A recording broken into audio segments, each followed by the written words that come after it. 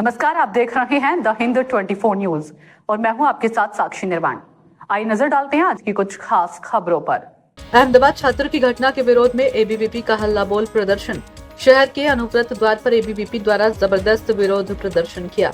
अहमदाबाद में छात्रों के साथ हुई गंभीर घटना के बाद विद्यार्थियों में भारी आक्रोश देखने को मिला। भारत भर में छात्रों के साथ हो रही घटनाओं को रोकने की मांग को लेकर एबीवीपी मैदान में उतरी। गुजरात भर में छात्रों ने किया उग्र प्रदर्शन। एबीवीपी ने शिक्षा विभाग और पुलिस को आवेदन पत्र सौंपकर मांग की है कि छात्रों के साथ हो रही गंभीर घटनाओं को रोका जाए।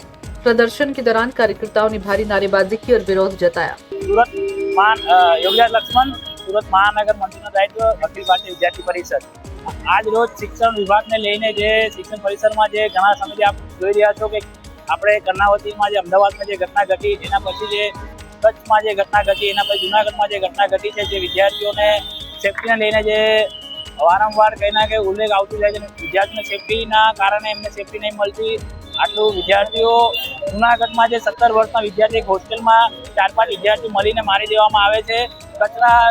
કચ્છમાં જે એક વિદ્યાર્થીને યુનિવર્સિટીના બહાર જ ગળો કાપી દેવામાં આવે છે। પછી અમદાવાદમાં જે ઘટના ઘટી છે જેમાં એક વિદ્યાર્થીને છરીના ગોપીને એને મારી દેવામાં આવે છે છતાંય કચ્છમાં અધ્યાપકના ઉપર વિદ્યાર્થી થકી હાથ ઉપાડી દેવામાં આવે છે જે આ એક આપણા શિક્ષણ પરિસરમાં એક શરમજનક ઘટના છે જે એક આપણે ગુરુજીનો જે આપણે જે આદર કરતા હોઈએ છીએ આપણે ગુરુજીને ઉપર આપણે હાથ ઉપાડી દઈએ અત્યંત શરમજનક છે જેને લઈને પૂરા પ્રાંતભરમાં અખિલ ભારતીય વિદ્યાર્થી પરિષદ આજના દિવસે દરેક જિલ્લાના દરેક જગ્યા મહાનગરોમાં વિરોધ પ્રદર્શન કરી રહ્યું છે જેમાં જે સેફટીને લઈને સીએમ સાહેબ અને શિક્ષણ મંત્રી અને ગૃહ મંત્રાલયમાં આ જાણ થાય જેનાથી જે વિદ્યાર્થીઓને સેફટીને લઈને કડક કંઈક નિયમ બનાવવામાં આવે અને પેટ્રોલિંગ જે કોલેજોના બહાર પરિસરના બહાર જે પોલીસ થકી પેટ્રોલિંગ કરવામાં આવે સીસીટીવી કેમેરા લગાવવામાં આવે અને વિદ્યાર્થી થકી થોડું